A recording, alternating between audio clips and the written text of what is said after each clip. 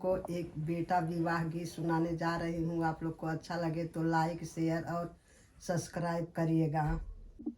मलिया लगावेला बाग बगीचा, अरे मलिया लगावे ला बाग बगीचा, अरे मलिनी सी चला फूलवार रे लनवा, अरे मलिनी सी चला फूलवारी रे ललनवा। मलिया जे सुतला सुख करनी दिया, अरे मलिया जे सुतला सुख करनी दिया, अरे मलिनी जे बेनिया डोलाई रे लनवा, अरे मलिनी जे बेनिया डोलाई रे ललनवा। पछवा उलटी जब चितवई मलिनिया, अरे पछवा उलटी जब चितवई मालिनिया, अरे दुल्हे अमृत राम ठाढ़ रे ललनवा, अरे दुल्हे अमृत राम ठाढ़ रे ललनवा। मई तो से पूछिला दुल्हे अमृत राम, माई तो से पूछिला दुल्हे अमृत राम, के ही गुण आया बीनु सार रे ललनवा, अरे कवन जरूरत आया बीनु सार रे ललनवा। बाबा जे साजले हाथी इसे घोड़ा, अरे पापा जे साजले हाथी से घोड़ा, अरे भैया जे बरबरी या तरे ललनवा, अरे भैया जे बरबरी या तरे ललनवा।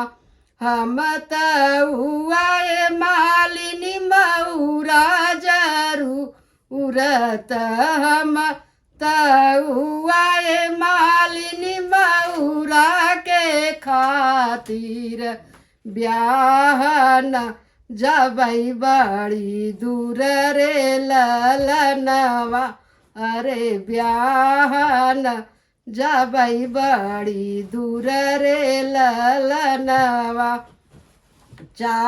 चारउरी छापू चारिउ चिरैया, अरे चारउरी मालिनी चार चिरैया, अरे बिचवा में छापू दुई मोर रे ललनवा, अरे बिचवा में छापू दुई मोर रे ललनवा। चारऊ चिरैया रे चौचे बोलैया, रे चारऊ चिरैया रे चौचे बोलैया, रे बिचवा में बोलै दुई मोर रे ललनवा, अरे बिचवा में बोलै दुई मोर रे ललनवा। किया तू है बेटा मलिया कब जनमल, किया तू है बेटा मलिया का जनमल, किया तो है गढ़ला सोनार रे ललनवा, अरे किया तो है गढ़ला सोनार रे ललनवा।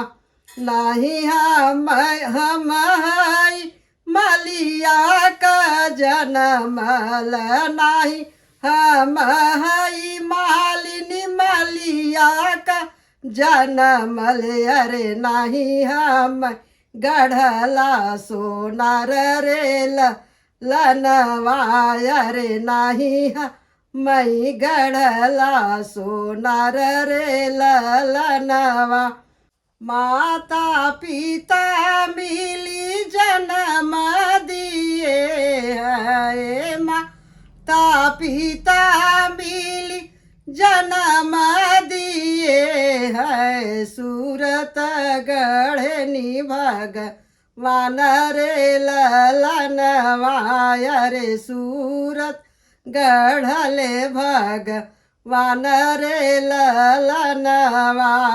सब लोग देख मालिनी बराबरियतिया रे सब लोग देख मालिनी बराबरियतिया रे सासु देखली दमाद रे ललनवा रे सासु देखली दमाद रे ललनवा।